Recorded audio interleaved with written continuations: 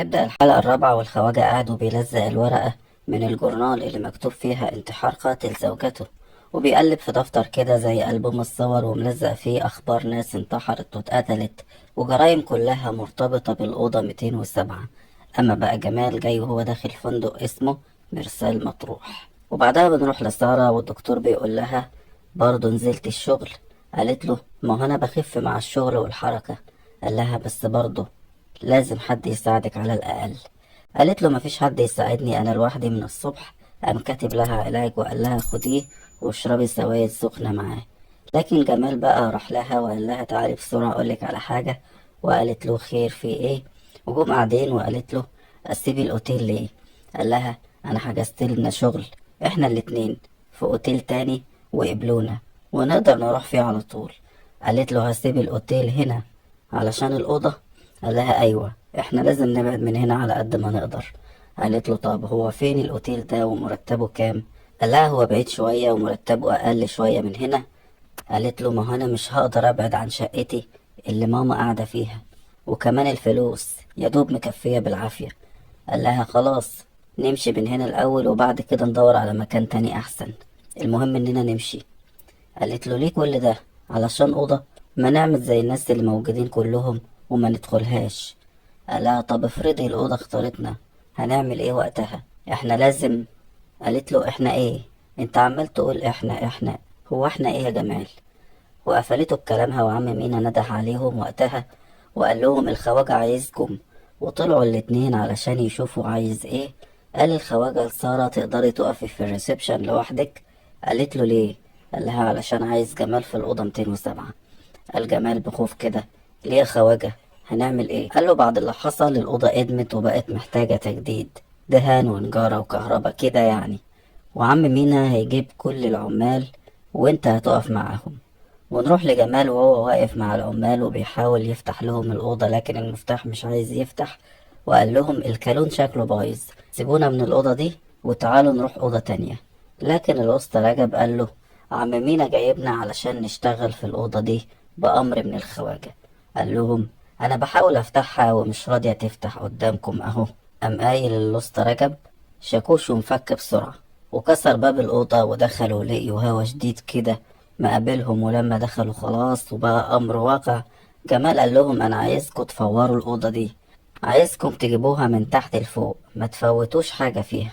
والخواجة لسه عمال يقلب في ألبوم الحوادث إياه اللي معاه. وفي وسط شغل العمال سارة بترن على جمال التليفون من الاستقبال وهو بيرد من جوه الأوضة وبتقول له انت كويس؟ قال لها اه انا كويس. وبيقفل معاها التليفون لكن التليفون بيرن تاني وبيفتح وبيرد وبيقول لها عايزة ايه تاني يا سارة؟ لقى العفريتة هي اللي بتقول له اطلعوا بره يا جمال، خد العمال اللي معاك واطلعوا بره يا جمال. قال لها انا اسف احنا ورانا شغل كتير ولازم نخلصه. وقفل في وشها وعلى طول مجرد حط السماعة لقى حد من العمال بيقول اه يا عيني، عيني دخلت فيها حاجة. الأسطى رجب قال له روح اغسل عينك وتعالى نكمل شغل، احنا مش فاضيين للعب العيال ده. وقتها الشبابيك كلها اتفتحت وهوا جامد دخل من بره وبيحرك الستاير وهما بيحاولوا يقفلوا الشبابيك لكن قدروا في الآخر بكل صعوبة وبيكملوا شغل. وبيقولوا كابلات الكهرباء كلها دايبة ومحتاجين نكسر في الحيطة علشان نظبطها. قال لهم جمال كسروا براحتكم واللي عايزينه اعملوه. وبالفعل بيكسروا في الحيطة وعملوا خرم فيها ولقيوا صوت قطة وخرجت لهم قطة سودا من جوه الحيطة. اتخضوا كلهم وعم رجب بيمد ايده جوه الحيطة وطلع عظمة دراع واحد. وبعدها جمال ماسك الدراع اللي طلع من الحيطة ولفه بقماشة بيضة. وهو ماشي في الطرقة سارة شافته وقالت له ما تخبيش حاجة أنا عارفة كل حاجة، وريني كده. وشافت الإيد دي ولقتها كبيرة وطويلة عن اللازم. قالت له هو الطول ده طبيعي؟ قال لها لأ. قالت له خلاص أنا عندي اللي يفهمنا الموضوع ده. وأخدت الدراع مع جمال وراحوا للدكتور اللي كان ظهر معاها في أول الحلقة وقال لها ده مش طبيعي إنه يبقى كده ويفضل طول الفترة دي في الحيطة من غير ما يتحلل، وده غالبا دراع واحد عنده مرض العملاقة. الدكتور بص لجمال وقال له قول لي بقى انت لقيت الدراع ده فين؟ خده عند الحيطة ووراه الكسر اللي عملوه وقال له أكيد في تاني، مش معقول الدراع هيبقى موجود لوحده. وشوية حصل صوت خبطة. الدكتور قال في ايه؟ راح جمال لقى القطة السوداء واقفة وبتبصله، وبعدين مشيت. أما سارة جاية بتتحرك من المكتب اللي في الريسبشن، لقيت القطة السوداء واقفة وبتبصلها، وقامت ماشية بس بطيء. وهي مشيت وراها من دافع الفضول، فضلت تطلع وراها على السلم. وجمال برضه مصمم يلاقي حاجة في الخرم اللي عملوه في الحيطة، وعمال يولع بالولاعة ويدور ويبص يمين وشمال وفوق وتحت، والكهرباء عمالة تشرز وتطفي وتنور. وفجأة لقى الأوضة مليانة ورق شجر، ما يعرفش جه منين وازاي. أما بقى سارة لسه مصممة إنها تمشي ورا القطة وتكمل طريقها.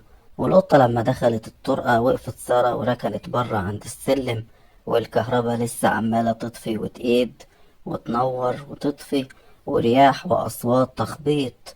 وفجأة لقيت حاجة قدامها، صرخت وأغمى عليها. أما جمال واقف في الأوضة شايف إن هو بيجري ورا عم رجب، وعم رجب بيجري قدامه. ولما وصل ليه لقاه مدبوح. وفجأة لمح واحد عملاق واقف قدامه. وبعدين رجع الأوضة تاني وسمع صوت الست عبير وهي بتنادي على سارة وبتحاول تفوقها. ولما فاقت شاورت لهم على الحيطة وقالت لهم كان في واحد عملاق واقف هنا، والكلمة دي هو اللي كتبها، مكتوب كلمة بالدم. أما عم مينا جاب لهم صورة كده وشاور لهم على واحد فيها وقال لهم هو ده. قالوا له أيوة هو ده اللي شفناه، وكان دراعه اليمين مقطوع. قال لهم أيوة ده كان شغال هنا واسمه أدام، كان حظه قليل بس كان راضي وعايش لحد ما دخل الأوضة 207. اتغير وعدى عليه سنة أو اتنين من بعد دخوله أول مرة فيها، لكن الخواجة وقتها طلب منه يجيب صنايعية ويعدل في الأوضة. والصنايعية دول اتقتلوا واحد ورا التاني، وعرفنا بعدها ان هو اللي قتلهم، وافتكرناه هرب. بس لما انت لقيت الايد دي عرفنا انه اتقتل. سارة قالت يبقى الصناعية قتلوه ودفنوه جوه الحيطة، يبقى الأوضة دي مش عايزة أي حد يغير فيها أي حاجة. وقال عم مينا معنى الكلمة اللي لقوها مكتوبة على الحيطة دي ردها لي، يعني هو جاي ياخد ايده. وجات واحدة من الروم سيرفيس وقالت لجمال ان في ناس بتقول ان الأسطى رجب لقيوه مقتول في الشارع. راح جمال للخواجة وقال له ان الأسطى رجب اتقتل ولازم تقفل الأوضة دي فورا. وقال له مش كده وبس، وطلع له العظمة بتاع ايد الراجل وقال له عارف العظمة دي بتاعت مين؟ قال له أدامه. قال له اللي كنتم فاكرينه هرب طلع اتقتل هو كمان. وكلمه في ان الأوضة لازم تتقفل. قال له انا صاحب الاوتيل وانا اللي اقول ايه يتعمل وايه ما يتعملش، انت مجرد شغال هنا تنفذ اللي انا بقولك عليه وبس. قال له ما هو الصناعية لما عرفوا اللي حصل ما رضيوش يجوا يشتغلوا تاني. قال له يبقى تجيب غيرهم يا اما تمشي معاهم، ودي اخر مرة تتكلم معايا في الموضوع ده، وخد العظمة دي معاك وادفنها بس لفها. لكن في واحد من العمال جه، وجمال قال له ايه اللي جابك يا شعبان؟ قال له جاي اشوف شغلي والاعمار بيد الله. بص جمال على اللوحة اللي في الأوضة ولقى فيها صورة ايد، وبص على شعبان وهو بيشتغل وفهم ان الدور على شعبان. راح على عم مينا وسارة وقال لهم ان اللوحة بتتغير، وانه شاف فيها اللي هيحصل للأسطى رجب من قبل ما يحصل، وشاف فيها اللي هيحصل برضه لشعبان. وقال له طب عملت ايه مع شعبان؟ قال له قعدته وخليته يشتغل في كل الاوتيل علشان ما يخرجش بره النهارده، ومش هيلحق يخلص. لكن اتفاجئ ان شعبان نازل وقال له خلصت كل الشغل، في حاجة تانية؟ فجأة الكهرباء فصلت خالص. قال لهم شعبان فين بوكس الكهرباء اللي هنا؟ قالوا له في الجنينة. وجمال وسارة راحوا جابوا كلوبات علشان ينوروا، وراح جمال مع شعبان عند البوكس اللي في الجنينة. وشعبان قال له انا نسيت اجيب العدة معايا، اروح اجيبها انا ولا تروح تجيبها انت؟ قال له لا خلاص خليك انت هنا بس ما تتحركش، وانا هروح اجيبها واجي على طول. وقف شعبان وظهرت له القطة وبصت له، قال بسم الله الرحمن الرحيم انت لسه هنا؟ وفجأة بص لفوق كده والكاميرا راحت عنه. وبعدين جمال رايح له تاني بشنطة العدة، لقى شعبان مش موجود. فضل يلف عليه في كل حتة برضه مش لاقيه. سارة وعم مينا نادوا على جمال وقالوا له فين شعبان؟ احنا كنا بندور عليكم. قالت له احنا لقينا ده وشاورت على بوكس الكهرباء مكتوب عليه نفس الكلمة بالدم. وبعد شوية عيل كان بيلعب على الشط لقى ايد شعبان بالخاتم اللي كان لابسه زي اللي كان ظاهر في الصورة مدفونة واقفة في الرمل. راح جمال الأوضة وفضل يقول لها كفاية لحد كده، كفاية أرجوكي أرجوكي كفاية. رن التليفون ورفع السماعة وقال كفاية مش عايزين حد يموت تاني. لقى صوته اللي بيرد عليه وبيقوله احنا ورانا شغل كتير ولازم نخلصه. وده كان نفس الرد اللي رده على العفريتة لما رنت عليه وكلمته والعمال شغالين، وفيما معناه إنها مش هتوقف اللي بتعمله. حط السماعة وزعق بعلو صوته وقال كفاية كفاية، وفضل يشيل ويكسر في كل حاجة، اللوحة والكراسي وكل حاجة في الأوضة، ومسك شاكوش جامد وفضل يدق في الخرم اللي عمله العمال لحد ما وقع منه كمان جمجمة. وكمان بص على اللوحة وهي واقعة على الأرض لقى فيها عم مينا نايم على الأرض. راح جمال جري وقال لعم مينا الدور عليك، وخده وخباه في المطبخ وقال له ما تتحركش من هنا واحنا مش هنمشي ونسيبك خالص، انا مش عايز اخسرك يا عم مينا. قال له عم مينا مفيش حاجة هتقدر تمنع اللي هيحصل، لو الأوضة اختارتني يبقى مفيش مفر. أخد جمال سكينة وقال لهم ما تتحركوش من هنا مهما حصل، ولو قدرت هرجع لكم.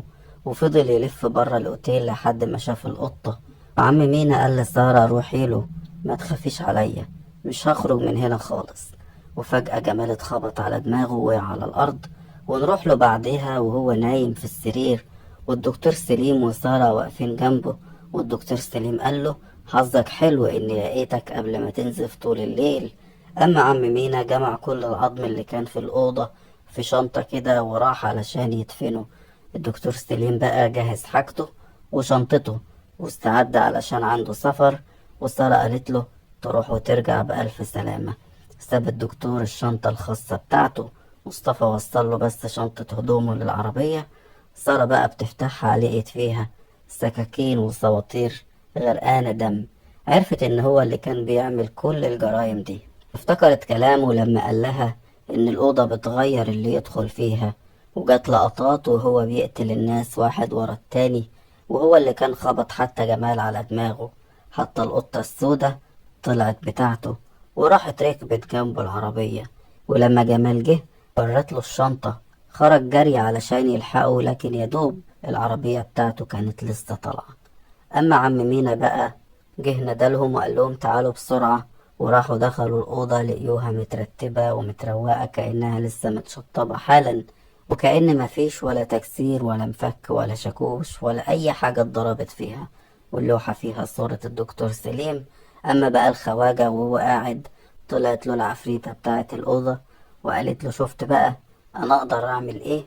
وقالت له إحنا كان بينا اتفاق ملكش دعوة بأوضة 207، ما تحاولش تغير فيها أي حاجة تاني وإلا هتخسر خسارة ما تقدرش عليها. اختفت من قدامه وخلصت حلقتنا. لايك بقى للفيديو والسلام عليكم.